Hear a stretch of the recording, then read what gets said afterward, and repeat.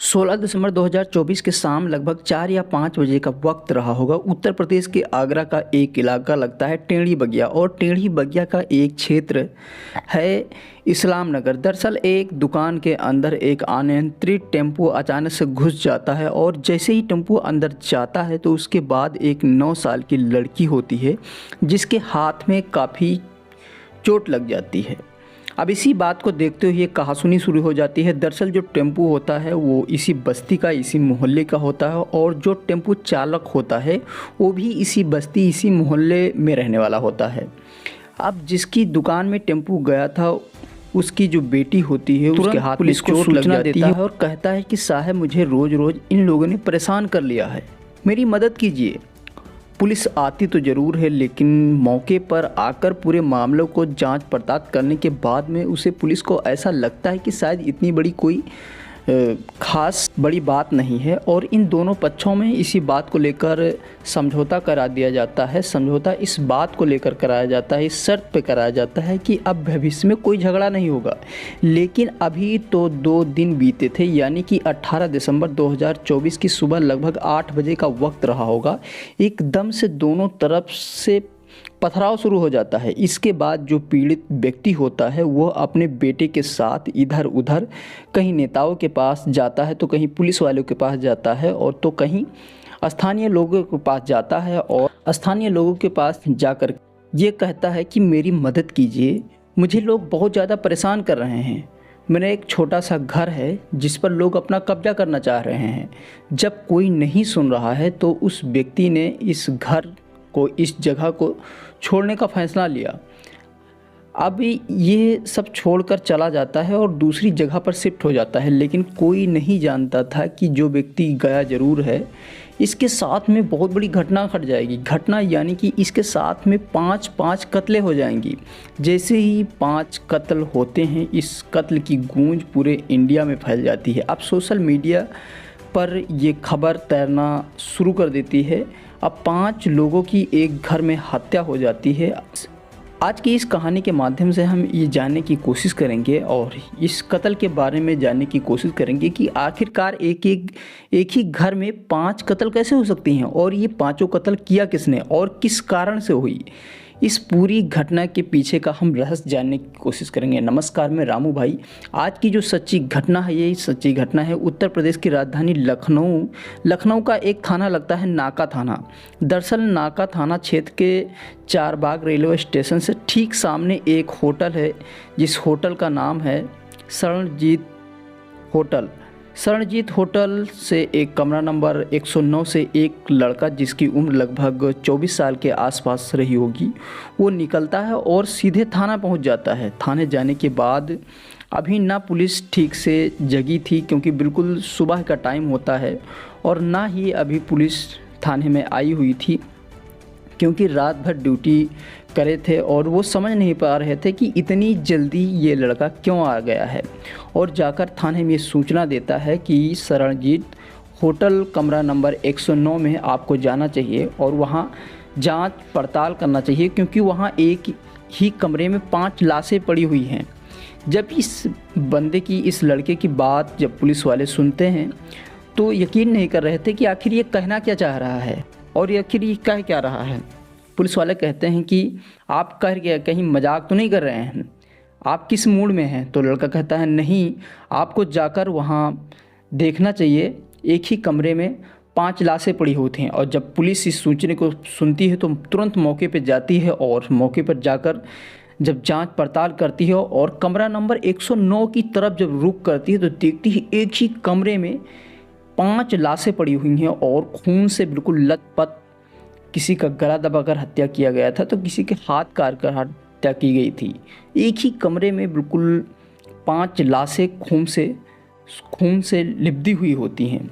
अब इस कहानी के बारे में जब जानने की पुलिस वाले कोशिश करते हैं तो पता चलता है कि ये जो परिवार है, जो उत्तर प्रदेश के आगरा का एक इलाका लगता है, थाना ट्रांस यमुना और ट्रांस यमुना क्षेत्र का एक इलाका लगता है टेढ़ी बगिया। वहीं की एक बस्ती है इस्लाम नगर। दरअसल वहीं के रहने वाला जिस परिवार के जो मुखिया होते हैं, जिनका नाम मोहम्मद बदर और बदरुद्दीन जिनकी उम्र लगभग 50 साल के आसपास होती है।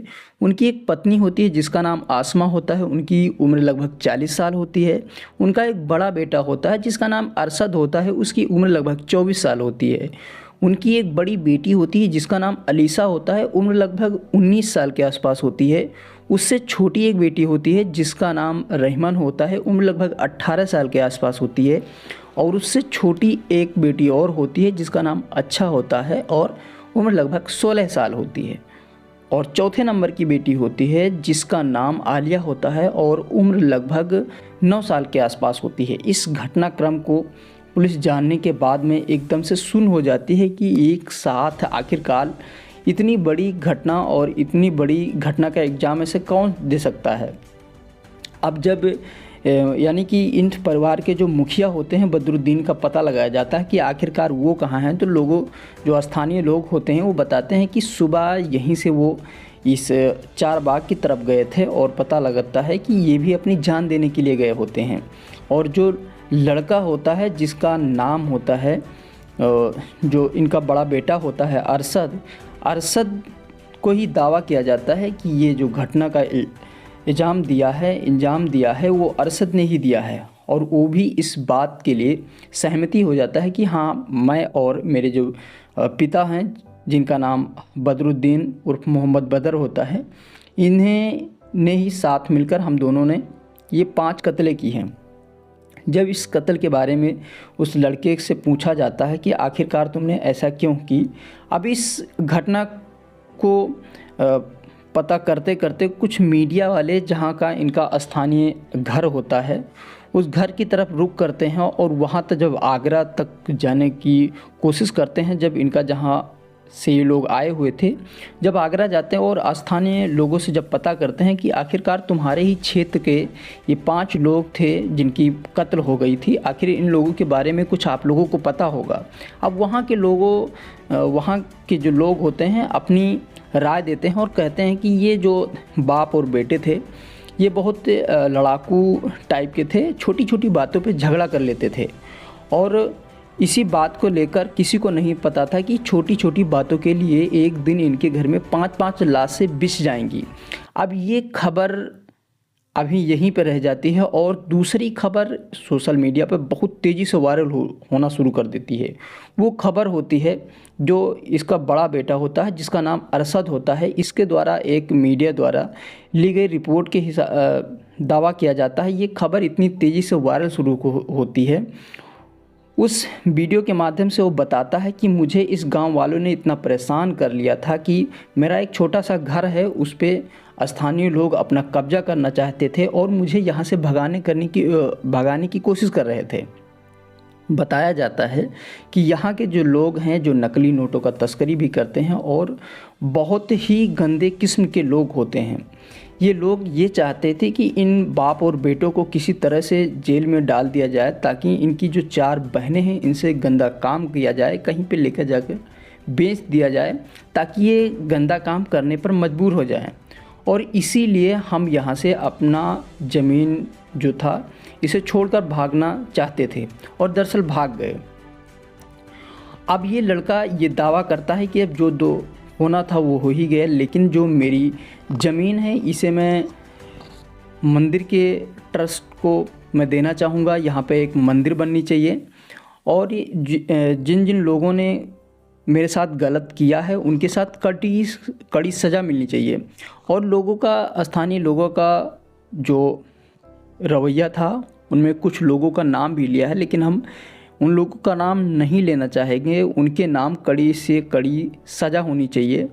और वो योगी जी से कहना चाहता है कि जिस प्रकार से आप अपनी कार्रवाई कर रहे हैं उस कार्रवाई करते हुए जो मेरी वहाँ की ज़मीन है उसे अपने अंडर में ले जाए, उससे इन लोगों को कड़ी सज़ा दी जाए। दरअसल उस लड़के को जिसका नाम मोहम्मद अरशद होता है उसको सज़ा मिलेगी ही मिलेगी क्योंकि उसने एक भारी कत्ल किया है।